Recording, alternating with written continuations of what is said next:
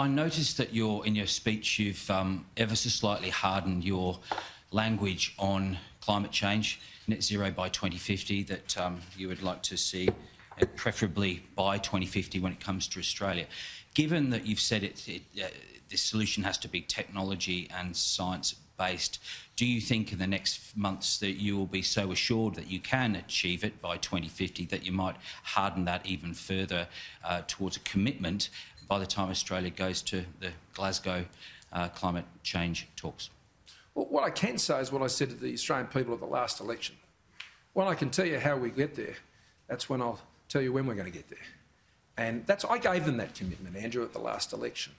And I'm going to stick to that. And when we're in a position to know that, then we'll be in a position to say potentially more. But that point in time has not yet arrived. I'm not aware of it arriving, frankly, in too many other places. See, we like to think that we can, make these commitments and somehow they'll just make their own way there.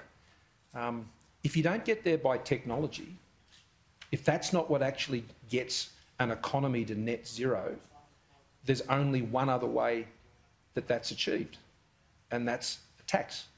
That's the only other way you get there.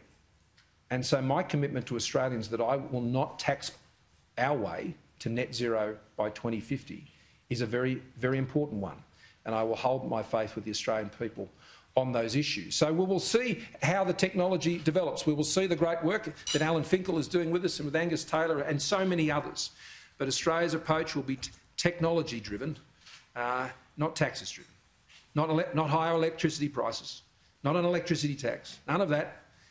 The person I've got running our energy policy and emissions reduction hasn't spent a lifetime coming up with new taxes. He's spent a lifetime coming up with new technologies. Chris Yorman. Prime Minister, Chris Yorman, 9 News. The World Health Organisation has said that after rich countries, have vaccinated their frontline workers and the most vulnerable, they should then pause and make sure that poorer countries get the vaccine. Is it your intention to do that? We're doing this in partnership with our Pacific family, in particular, and we're in those planning phases even now. Maurice and Zed have spent much of the summer speaking to those leaders and going through their plans. The first challenge we have in many developing countries, but particularly in the Pacific, is working with their workforce to be able to deliver the vaccine. And that's not a small task.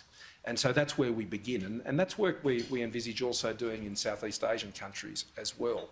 So I think we'll be acting very much in the spirit of what that is seeking to achieve.